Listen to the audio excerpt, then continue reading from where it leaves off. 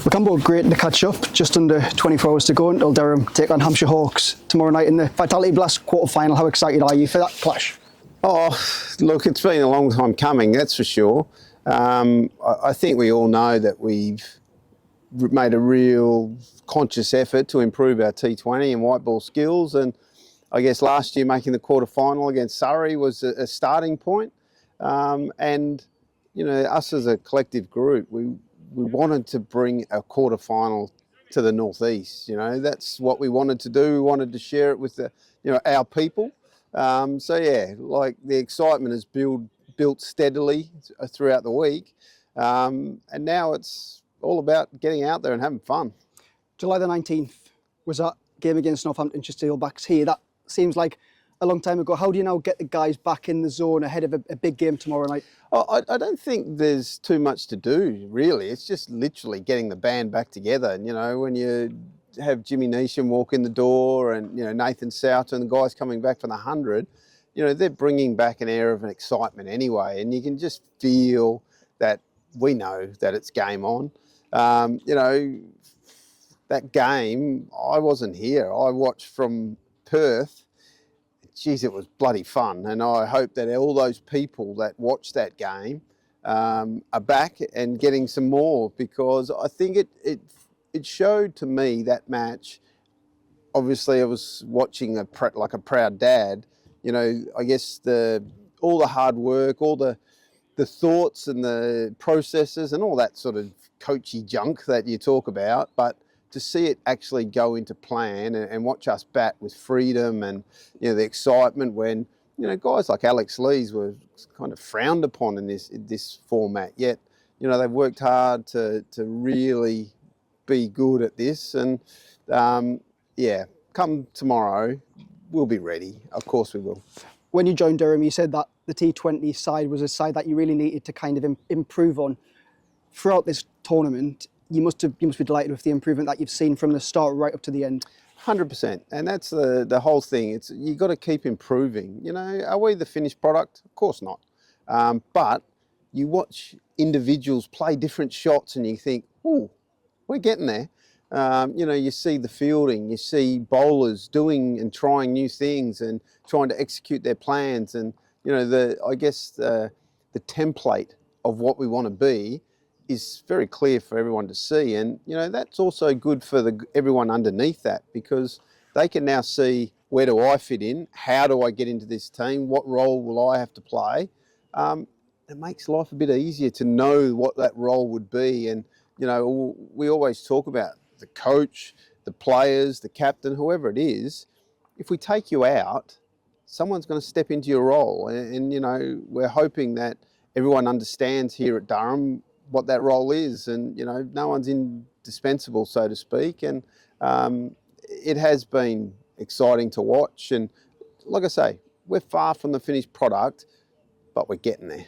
You talk about the players having roles. If we look back the last couple of years, the team this year has really kind of gelled, haven't they? The spots have been kind of nailed on. Has that been kind of valuable in terms of progressing out to the quarterfinals? Yeah, 100%. And again, it takes time to do that. You know, you can't just say to someone, "Oh, well, this is what you're going to do."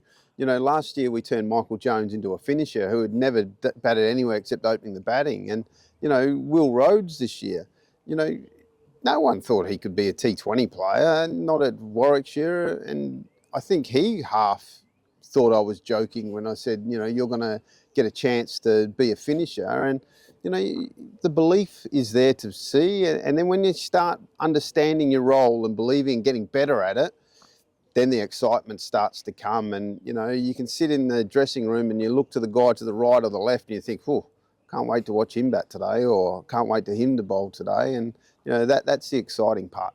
You spoke about getting the band back together. You've had kind of a 10-day block since the Metrobank One Day Cup. How nice is it to kind of get all the guys back together? You mentioned South, who obviously got the guys back from the 100, and the addition of Jimmy Neesham as well. Yeah, it's brilliant. You know, I know there's a bit of politics going on around the country about schedules and all that sort of stuff, but it is refreshing to actually have a little bit of time to prepare players and get them ready for the different formats. And, you know, just because you play 50 over cricket, I think England found that out in the World Cup, doesn't mean you're ready for T20, and, you know, vice versa. So, you know, the preparation has been good. We've been able to take our time, not have to do everything in 2 days. So, you know, the guys are prepared nicely, and, you know, even with a little bit of weather here and there, because we had time, there's been no panic, and, you know, there's been a real calmness around the group, and hopefully you'll see that tomorrow. Jimmy Neesham's back. Just tell us how important it was to kind of get him back to Durham after a fantastic group stage with the county. Well, you know, we brought him in because he's an experienced player all around the world, and, you know, the skill set of bowling in the power play and then batting it down it was exactly what we were after. And, you know, he's been so good for the group with his, you know, words of encouragement and, you know, teaching players. You know, a young guy like Ben McKinney, who, you know, at times will probably at some point will be used down the middle order, and, you know, watching Jimmy speak to him about things, and, you know, you can't buy it off a shelf.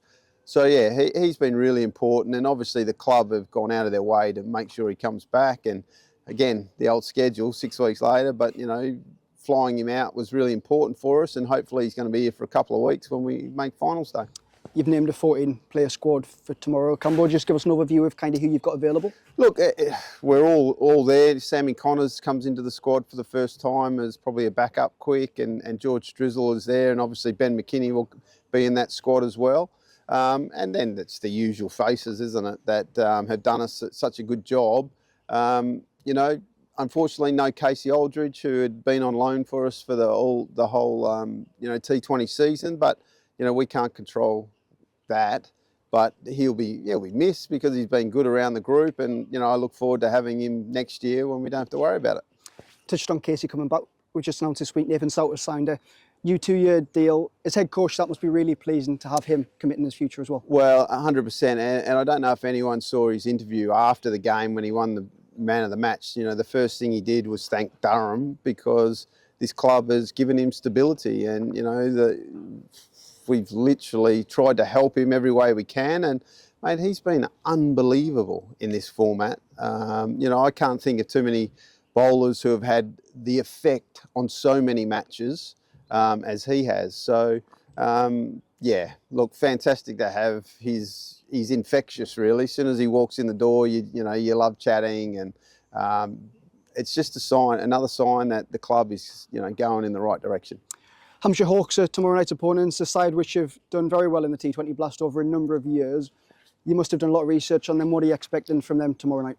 Look, I expect a really good team. The teams that make the final four down south, you know, they're good, you know, and they've done it over and over again. So, you know, we expect a bloody good team.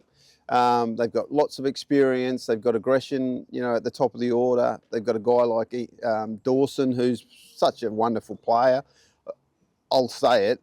I love the fact that he's back in the England setup, because he's been such a good player in in all competitions, and those guys need to be rewarded. But there's always a but. We don't fear anyone. You know, the Riverside has become a fortress for us over the last few years, and, you know, we're going to make it as uncomfortable as possible for all those guys. And, you know, at the end of the day, we're going to go out and play Durham's brand. And if we play our brand, I think we can match it with anyone. You talk about Durham being a fortress, over 7,000 tickets sold for tomorrow night. Just a word on the fans that are coming, Campbell, to hopefully cheer us on to a finals day. Mate, that's so pleasing to hear. 7,000 tickets already sold.